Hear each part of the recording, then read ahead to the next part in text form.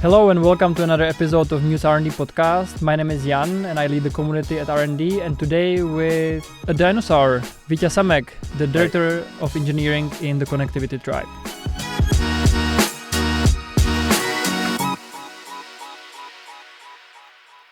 All right, Vita, welcome. Thanks for coming. And why I mentioned dinosaur, because Vita is here for 8 years. And together with my tenure in Mews, so here is, by this table, is 17 years of service to Mews. So Vita, maybe let's kick off with one thing. In the previous 2 episodes, I gave gifts at the very end of the podcast, and we asked about why it matters to the people who came to the podcast. But today, let's start with it. So I know that Vita is a big gardening guy. That's true. So I'd like to give you seeds for extra hot chili peppers. So tell us, maybe, Vita, why gardening, why now, and what it gives you? Lovely. Thank you very much. I plant peppers, so I'll definitely plant them next year. Why gardening? It's a place to escape for me after the whole day of meetings and calling and discussing problems. It's my place, where I can go. I spend my time with me, with my kids. I love gardening, so I plant peppers, tomatoes, potatoes, cabbage, and there is something deep in gardening because when you do sport, and I know you do sports, play baseball, you have many tries in your life. Like you can do better tomorrow and the other day and the other day, but with gardening, there is a limited amount of tries because especially in our location, there are pretty long winters, short, summer season.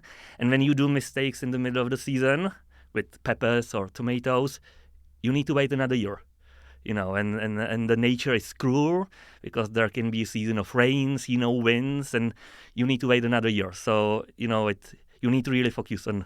So what's the mistake you can make with planting tomatoes or pepper? Mistakes.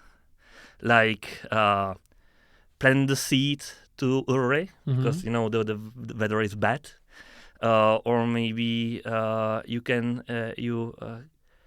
do not have enough vitamins in the ground, and then you would like to add it there, and you add too much, and you burn, the plants. Bad location, too sunny, too windy. It's really hard, hard discipline. Yeah, I think I had 10 tomatoes, the cherry tomatoes this year. That's what we got. But it's quite nice. Every week you have one tomato. It's kind of precious. Yeah, so I hope you're a little more successful than I am. So I mentioned that you've been here for a while. So maybe tell me, because there are many people watching and we have many people joining every month. And basically somebody who's been here for 1 year is already an old-timer because there have been tens of people joining after. Tell us, how did your interview look like? That's a funny story. I had actually 2 interviews. The first one was in 2015. I was invited by Jirka, our former CPO, and the interview was happening in a small flat in a kitchen. Richard was there, Honza, our former CTO, Ondra, he's there with us as a backend engineer, and Peter Bambushek as a front-end engineer. Both staff engineers? Yes, and it wasn't an interview, actually. Richard was sharing his screen, and showing and telling story how Mews will be great, what is already implemented, how it looks like. And we had a really nice conversation about Mews and the future. But I rejected back those days. You didn't believe it? I believed, but I wasn't comfortable to step out of my comfort zone because I was still at university. I had to pay my studies by myself, so I wasn't comfortable to change employer because I was about to finish also my bachelor degrees. So it really was out of my comfort zone. And then the former company was acquired. The development was stopped. And I started looking at new opportunities. And I didn't join Mews again. But after 4 months, I had a beer with Jirka. And we were in the restaurant in Náměstí Míru. And he didn't hesitate. I really enjoyed that because he had, couple of questions. How are you doing in the first 3 minutes? And then he immediately opened his laptop. And do you remember Mews? That's what we did in the last 6 months.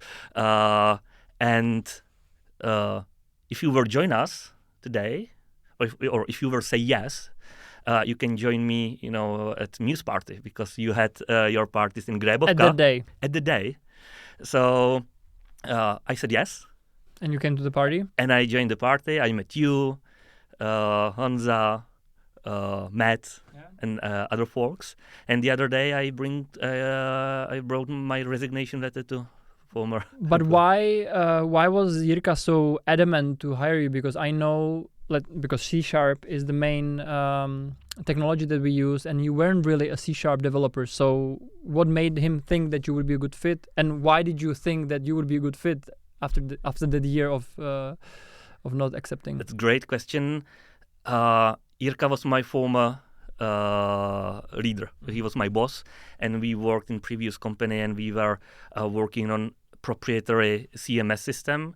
And he knew me, how I worked. I was able to work in Java and Angular with databases, and he probably saw in me some potential, and I'm very grateful for that. So that was his motivation, because he knew how I worked. And your motivation? You were like, okay, I'm going to C#, and also we were very specific about how we develop in the C#. My motivation was I didn't like the previous company. I was really struggling. It was really hard period for me, because I didn't see a potential in that company. And when I was talking to Jirka regularly, because he wrote me regularly, like the temperature check, how are you doing, Vita? And I trust Jirka, so I really trust him that Mews will be the great opportunity. So what was your first assigned issue in GitHub? Because that's what we used before Jira, before U-Track, we were on GitHub, so when you're asking about issue, like the task or defect, because I had a couple of them. So maybe I will start with the defect, because this is a fun story.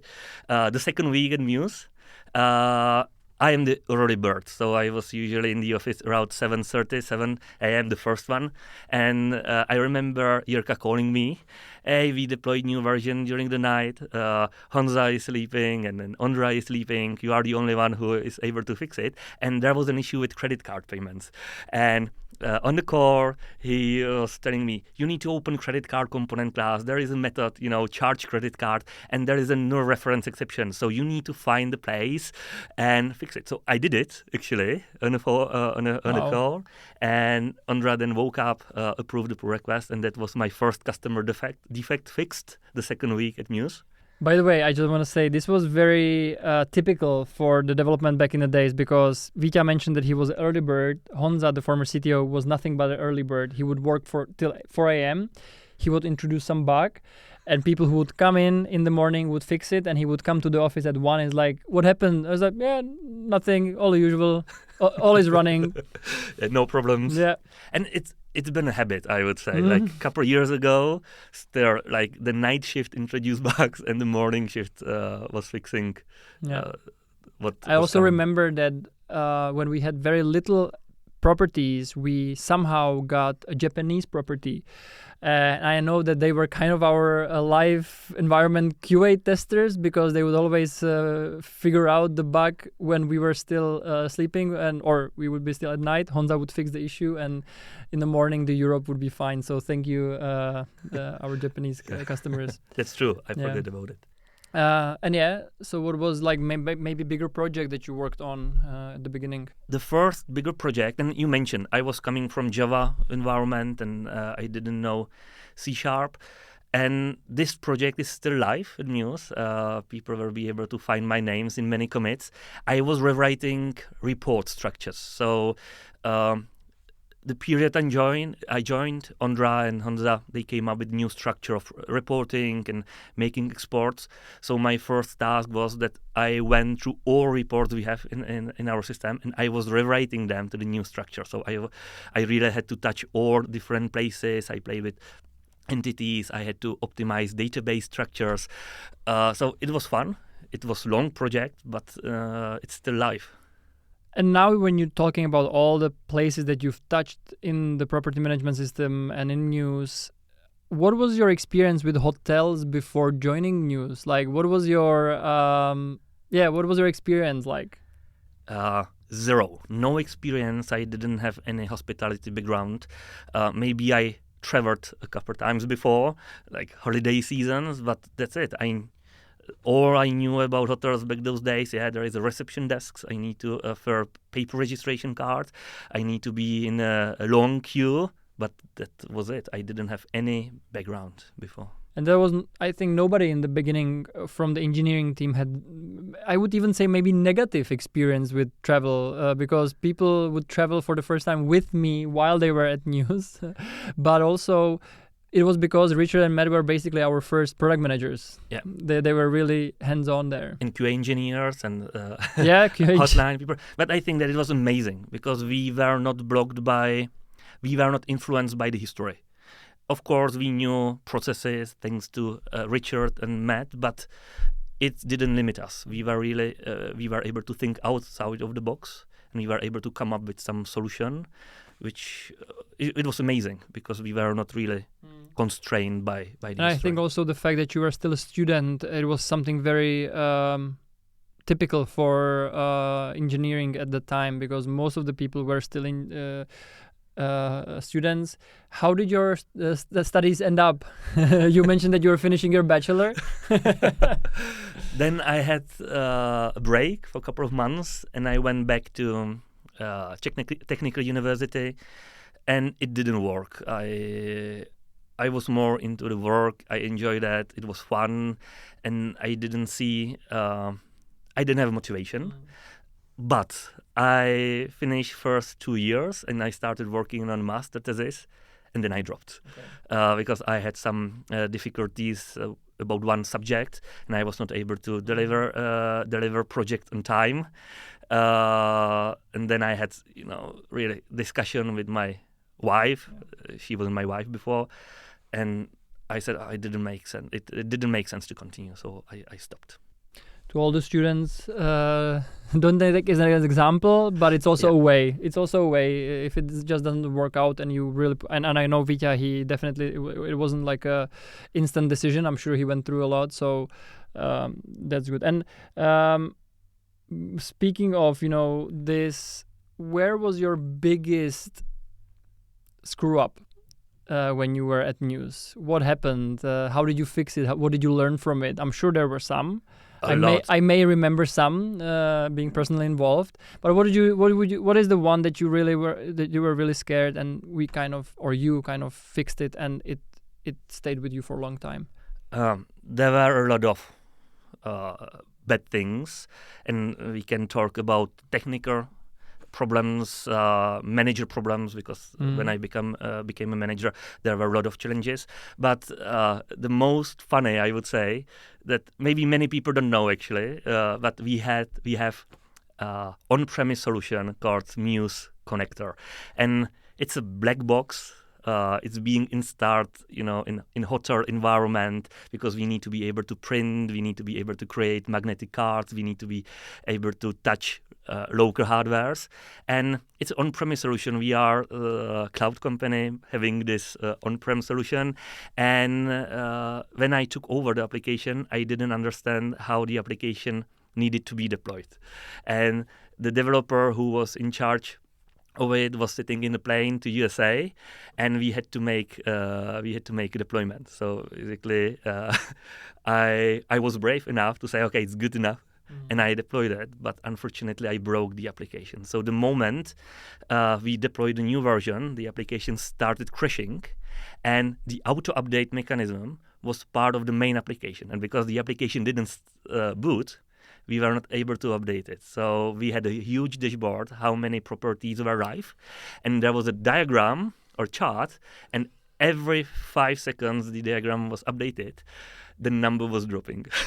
And so you saw real life what you caused. That's pretty cool. What did I do? And later I found out that I am not able to fix it because any updates that I was about to push didn't start it. So we spent the whole night with customer care. we were writing to hotels instruction. Unfortunately, we broke the Mews connector. We are very sorry, you are not able to print registration cards, you are not able to create magnetic cards, and we are not able to fix it. You need to do it by yourself. So you need to wait for IT department on a day, find out where the application is installed, and then you need to do manual installation again. And wow. So that was... So what scale are we talking? How many properties were impacted at the 400 properties. Almost everyone back those days, because each property 8 years ago had to print registration card, create magnetic key. So almost each hotel. You mentioned connector. It's a little different thing than connector API, but it's a nice segue into why, how, and when did you become the Mr. Connectivity? Because I think, I'm not sure how many people of you know Vita, but if you know him, you know that he is in the connectivity team and he's been there for a long time. So when did that happen? First, I didn't have any API background when I joined Mews. Really, it became naturally.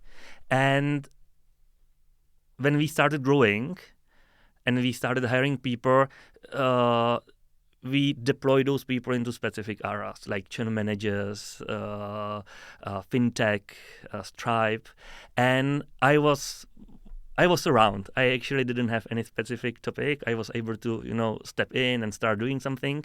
But Honza slowly started he started assigning me tasks about the API. I started touching it. I started understanding why we had it back those days, what was the motivation to introduce it. And I always say Honza was my father, and he really started teaching me about the API. And it was really natural because there was only Honza or me doing changes, and it stayed with me. And after those many years, are you happy it was this path or that it wasn't another path, that you kind of found yourself in the API? Because the world of API is a little different, right, than the regular product engineering. You have to communicate a lot with external stakeholders. Do you feel like that's the right place, or do you prefer if you were assigned to finance or GX or something like that? Oh, I love having API as my domain. I enjoyed it. I have been enjoying it since that moment.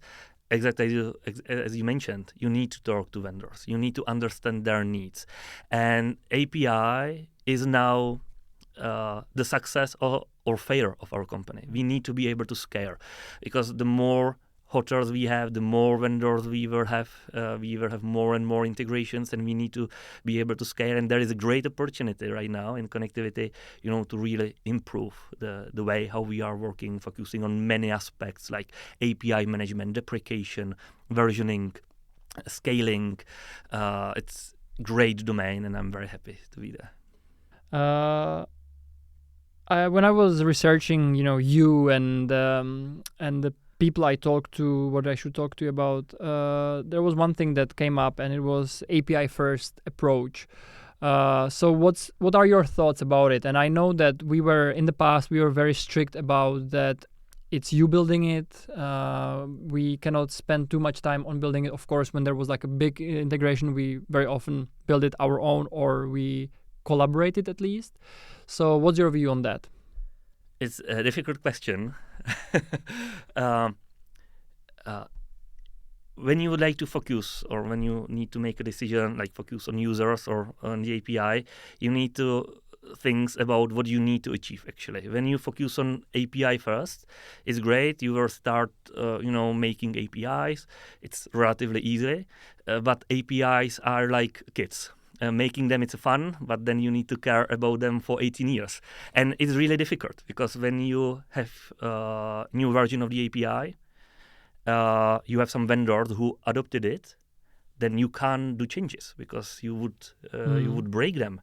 And you need to have it in your mind. So when you do API approach first, or API first approach, you have much longer feedback loop. because vendors do not wait for you. They have their own roadmap. So you need to develop something, then you need to start on something else, and then later you will get a feedback from partners. And then what? Maybe you will discover that you did it wrongly, and you need to start doing it again. But those endpoints are already adopted, so you can't change it in very. So you need to be like a chess player, always thinking two times ahead. Yeah, and what is important, when you focus on API first, you do not focus on your customers and user experience.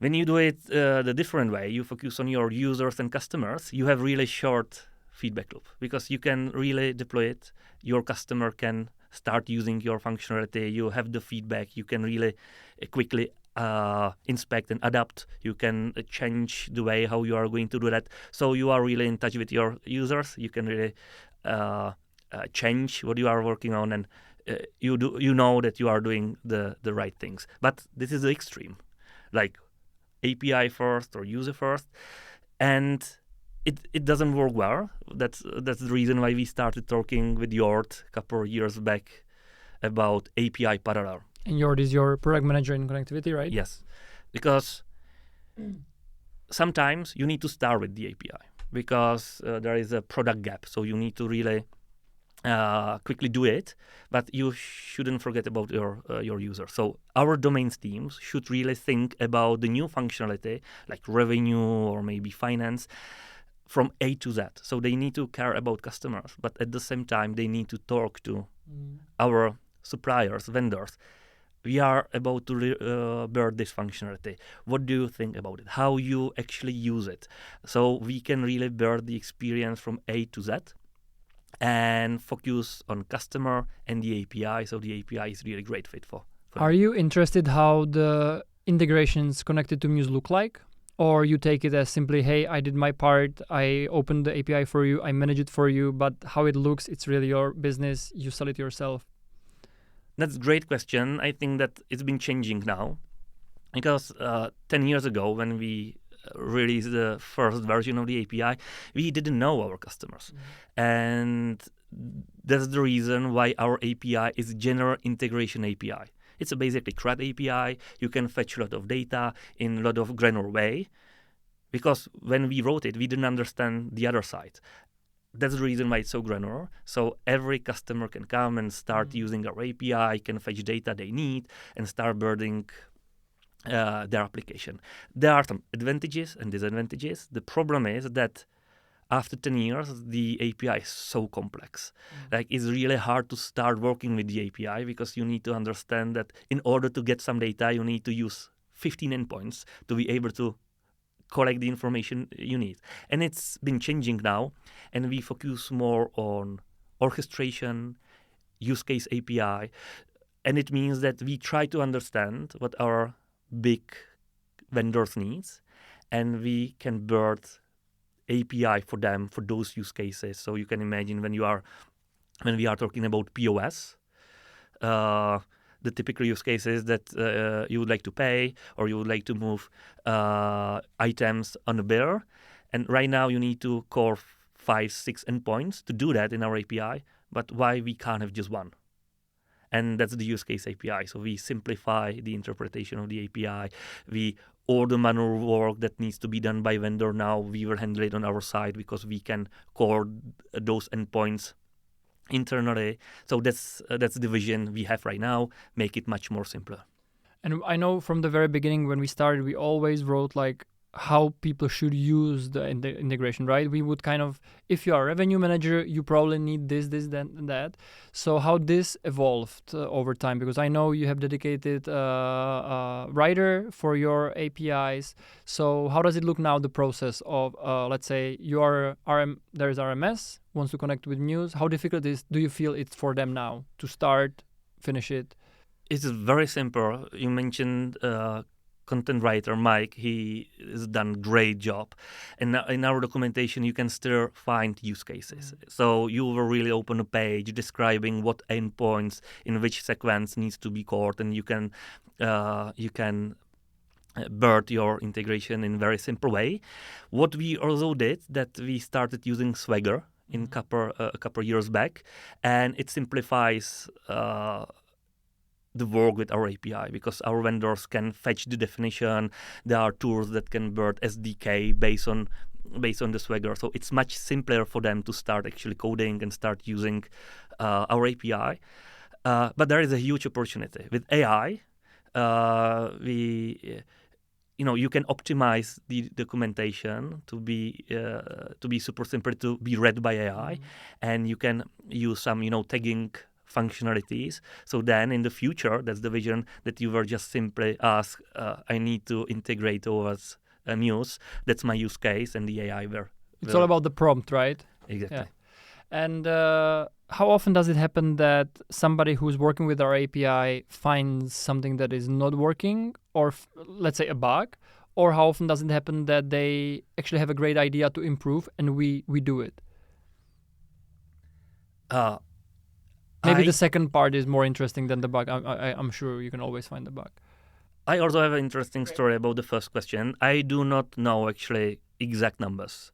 It used to be a lot. There were many feedbacks like the documentation was outdated or didn't contain data. But we fixed that we introduced automation for generating the contract path. So because we had the Swagger, we started using the Swagger to generate the documentation of endpoints. So right now, basically immediately when we introduce new endpoints, new field, the documentation is up to date, and there is no need to to create a lot of issues for us, like you are missing something, because it's always up to date. The second question, can you please repeat it? It was bug. If people, you mentioned that you had some interesting about the bug. No. That we automated the generation. So the second one was about them finding like a better way to do it. They tell us, and we're like, oh wow, actually that makes sense. Let's change get reservations into something else. A lot, and because we have regular calls with vendors, we seek the feedback from them, like what we can do better, what we can change. And one initiative I really like right now is that our product duo for API team open their calendar, and every vendor can book their time and book the slot for them, and they can really be in touch, do the discovery, what we are missing, what we can improve. And it's amazing. There are regular calls with vendors, and product duo has been collecting our ideas and feedback. And of course, there are plenty of ideas, but we need to make sure that it makes sense to implement them, how it will impact the way how we are working, and so on. So it's a lot about discovery to understand if it makes sense.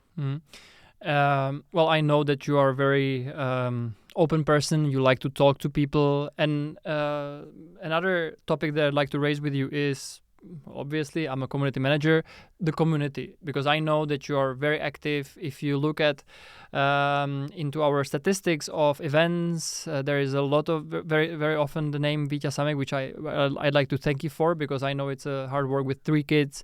I think I'll ask you about that. Where do you find time for it? But you meet a lot with the vendors. It's very often one-on-one. But what drives you into sending a call for papers? What drives you to actually go to a booth? Because I know that you actively seek for opportunities to go to booth and speak to people. So where does it come from? Was it there always, or was it something that sparked in Mews, or how did it come about? It sparked in Mews, and I like pushing my boundaries. It's something which is outside of my comfort zone. And every year I try to do something more. Last year I gave 2 talks at one conference. This year outside of Czech Republic, which is definitely outside of my comfort zone, because I'm trying to be better, and I'm trying to build my personal brand in Mews and outside. And as you mentioned, I love talking to people. I love talking about Mews. Because it's not just work, it's fun for me. So I really I enjoy talking about Mews, how we work, what we are going to introduce. And I think it's important because you mentioned that your colleagues open their calendar, but engineers cannot really do that, or it's difficult for them to open a calendar and to speak to everybody. And I think when you go out and you go to a booth or to a conference, you you get validation of what you do is good or if it's bad. And I think it's great that the culture at Mews, or the DNA, is very pro-community like. Of course, it makes my job easier, but also that we build something where people actually learn through the preparation for community. And I think it's a kind of a sustainable way of learning, because when you have to give a talk, and you will definitely tell me that it's true, you have to really be really ready, because you don't want to stand in front of people and not know the answer. So how much do you use it as learning? Maybe, and why I'm asking, do you have any other sources of learning other than this preparation for talks, etc.?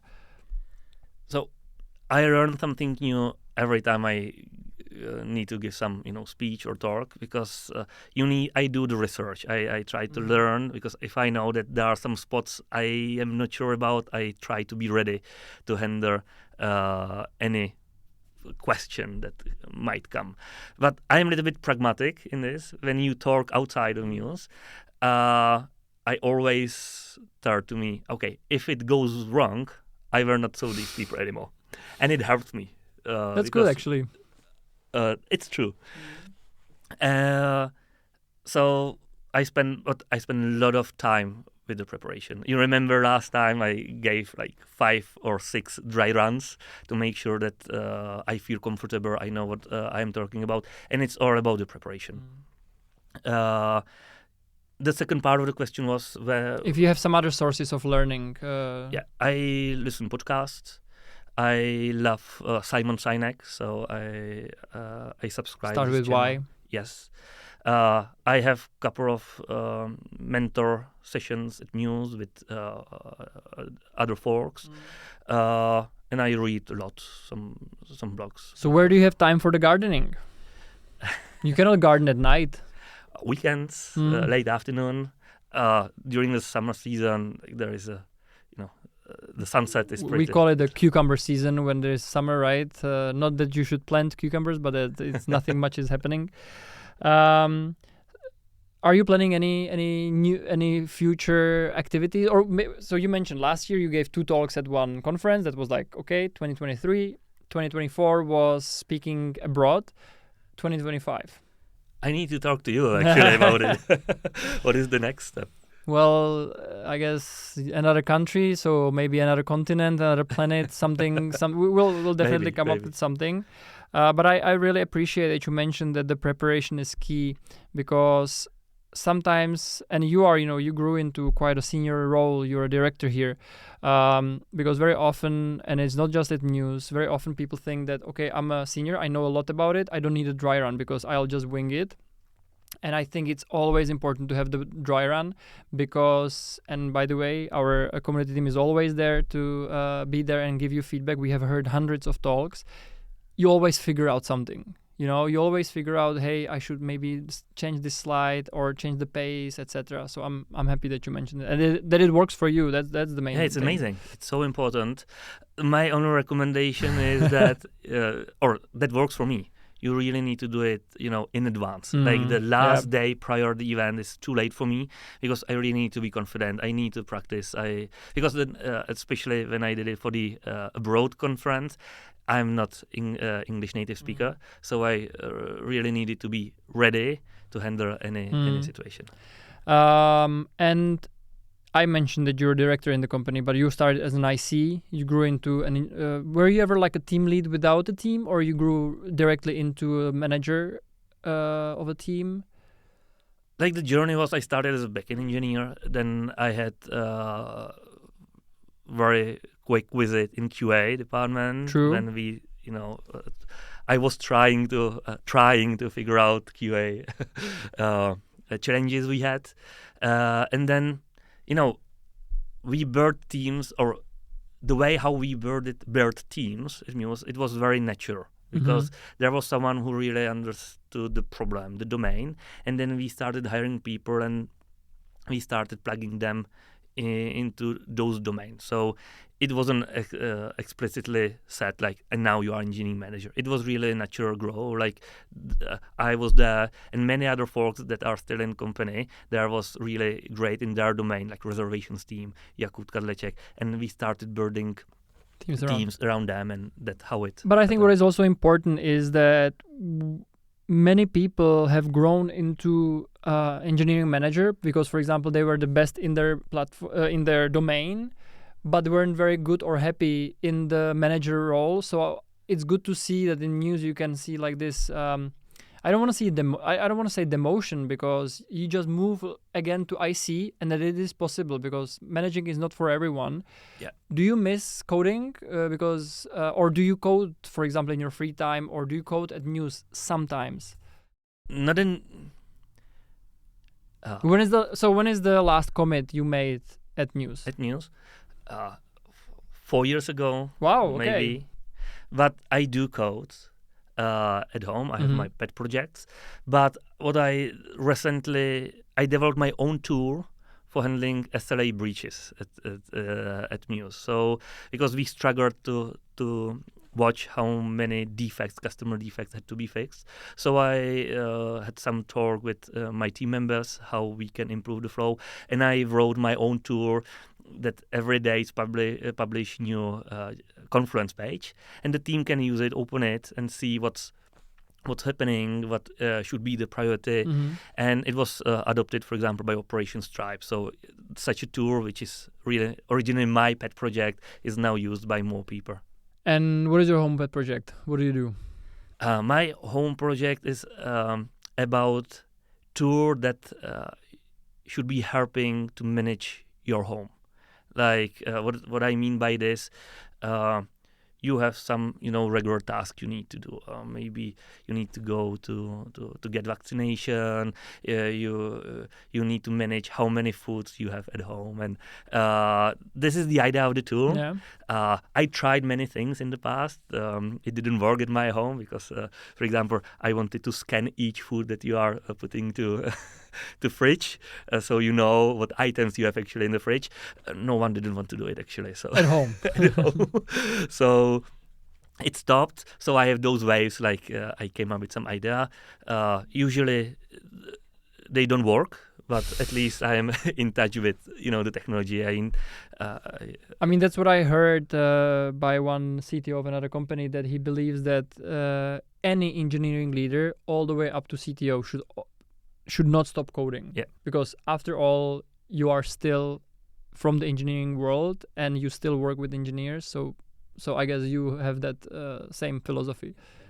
When is the last time you were woken up by PagerDuty? I can tell you what is the last time I wasn't wake up by PagerDuty and it got escalated up.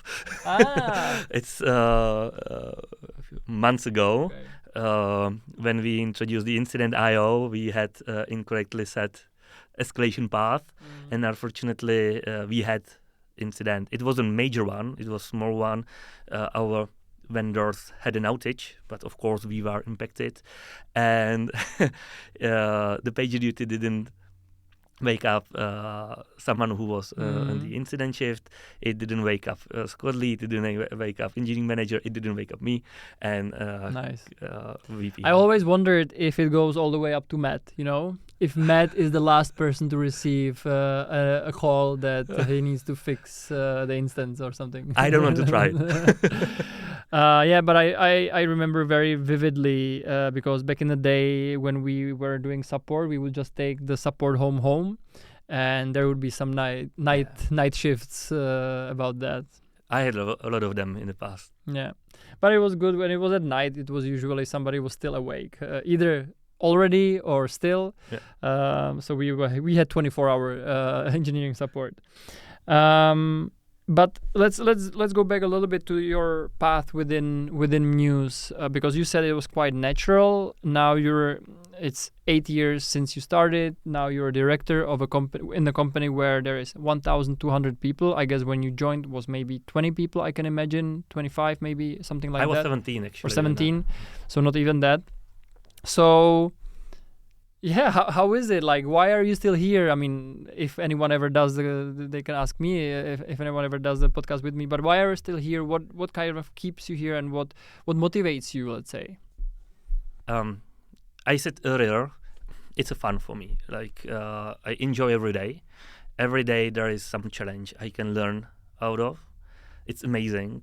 People around. We have a lot of great talents, great people I can talk to, I can learn from them. That's so motivational for me.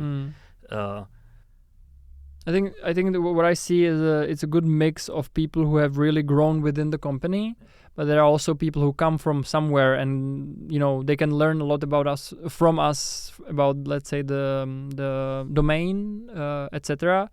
And I mean, sometimes people are a little, let's say, grumpy, or they are complaining about things. I guess that's just the nature. But also, I always figure out, but hey, we build this. It's us. That's why we're now hiring the great talent that can teach us to grow even more.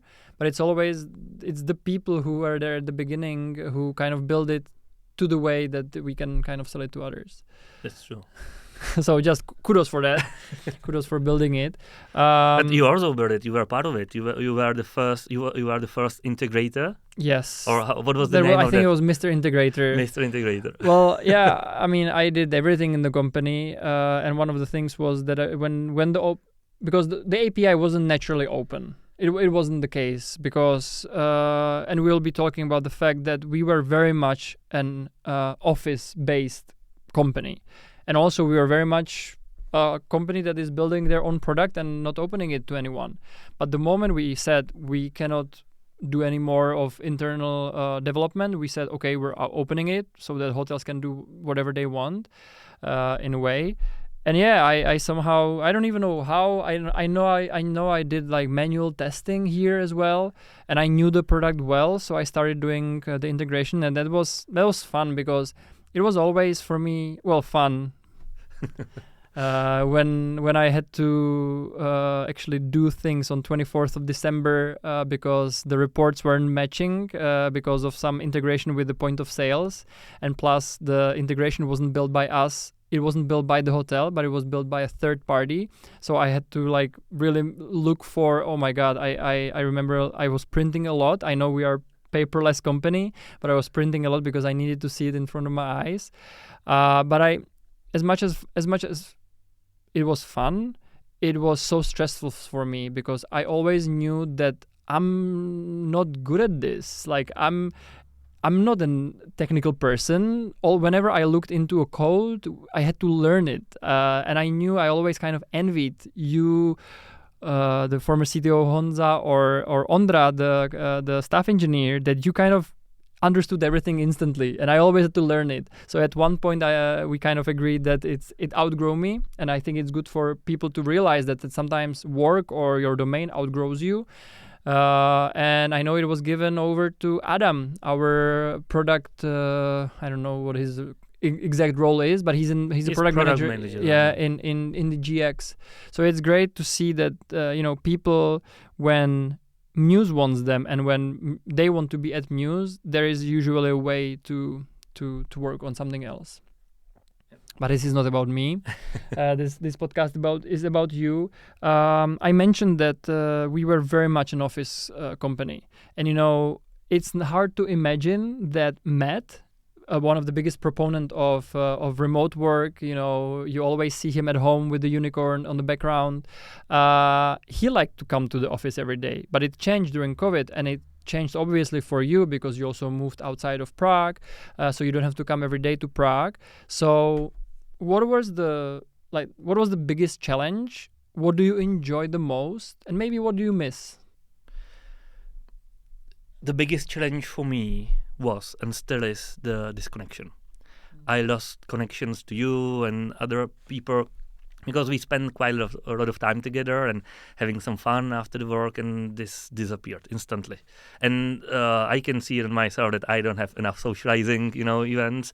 I'm really close in my room, in my house. with your paprikas and your tomatoes. No, that was the biggest challenge for me. And it was during COVID wave season, everyone had it because suddenly we were closed. We were not able to see each other. And the other challenge is, I will call it too much async work. Like, yes, we are remote, and I need to highlight that if we didn't start hiring outside, we wouldn't hire so amazing talents we have right now. It was a great opportunity because we really have talents around the globe. That was amazing. The funnel is bigger. But now we are remote. Everything is discussed in Slack. We have too many Slack channels. It's so hard for me, to keep up. I don't know. There are channels about the same topic. Not just one Slack channel. We have 5, Slack channels with different audience about the same topic. It's too much, I think. Sometimes it's too much easier, to call someone else and figure out things within 5 minutes.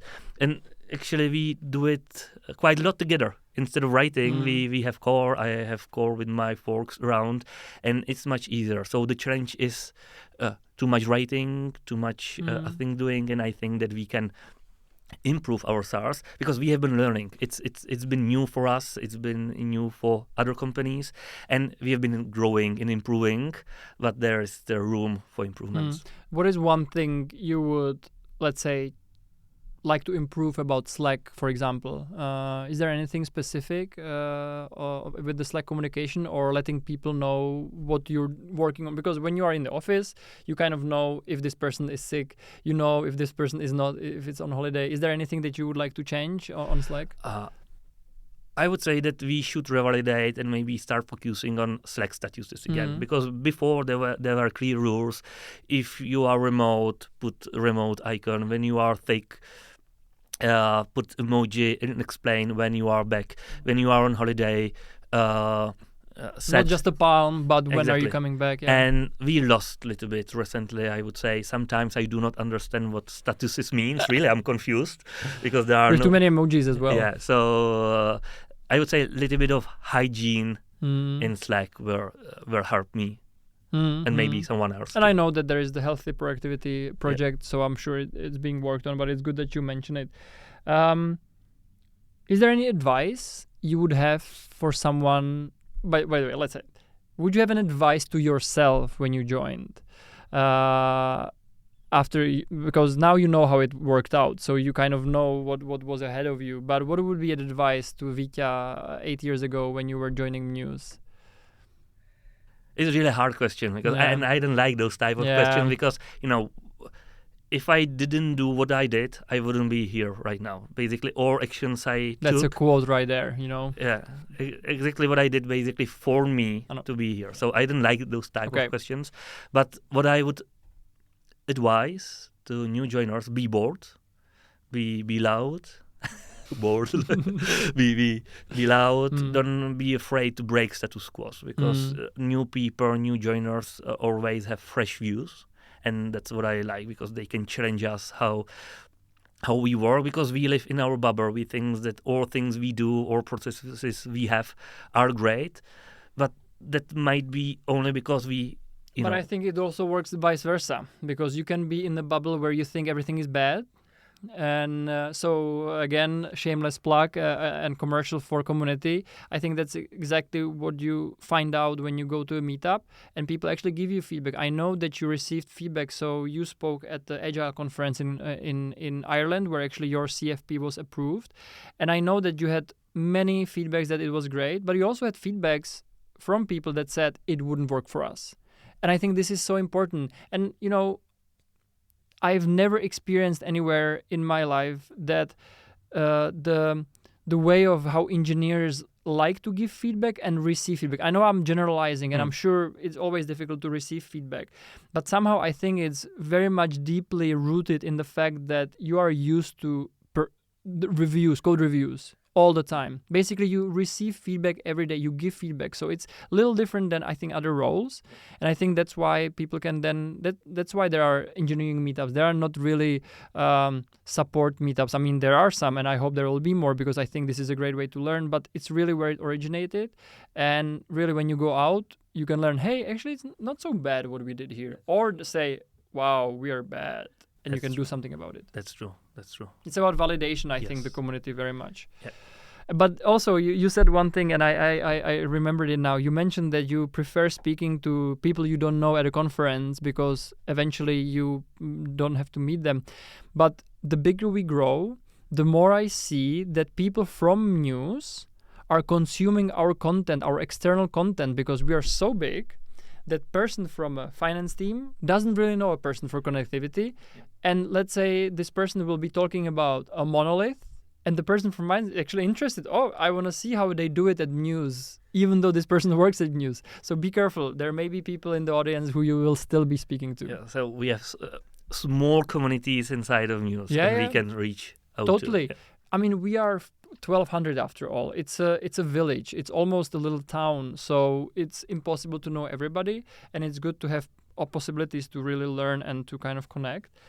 And maybe last question, how do you see engineering in 2 years? I'm not asking you where do you see yourself in 2 years or 5 years, but where do you see in general, like, the work that we do or that you do evolving? I'm not sure if what I'm going to tell is a future of 2 years, maybe a little bit longer, but with AI we have in place right now, I believe. By the way, we have to check what time it took us to mention AI. The AI we have in place where the AI will play a big role in development, and we can see it already. We have tools, AI tools that can help code, resolve bugs, and I think this is the future. And I think that, yes, we will need in future to have specialists who will be able to resolve deep technical problems. But in the future, as AI will grow, and with the new model that is able to create solve math problems, I believe that AI will be more included in the development itself, and developers will become like consultants, business analysts, telling to AI what needs to happen. And we will focus more on soft skills of those developers. Like they need to be able to talk to customers, to stakeholders, to collect data, feedback, understand what needs to be resolved, and consolidate those information and pass it to AI to basically develop it. So this is my vision, what will happen. So let's see what will AI bring. And I think, it's all about the prompt, right? That's true. Because very often people expect that they'll ask, build me a property management system, go. But it's all about the prompt. And I kind of like the answer because, the vision of some people is that the engineers are the ones that don't talk to people, that are working just on their code. But I think even now, when I talk to engineers, they tell me that they spend not so much time on the code itself, but obviously talking to other teams, talking to customer, which I think in Mews is quite unique. We go a lot to customers. So imagine the idea that right now we have 10 people, 10 ICs in one team, and only few of them talk to customers. And imagine in 3-4 years, everyone will be able to talk to customers, and everyone will be able to develop new functionality thanks to AI. So we will be able to resolve customer needs, customer problems, because we will have more scalable way how we can develop new things. Maybe I'm wrong. Maybe no. Well, we'll see. Let's check this after a couple of years. So thank you, Vita, for coming over, for traveling all the way from your little village to the big city. So thanks. Thank you very much for the invitation. And thank you for joining us, and see you at another podcast. Ciao. Ciao.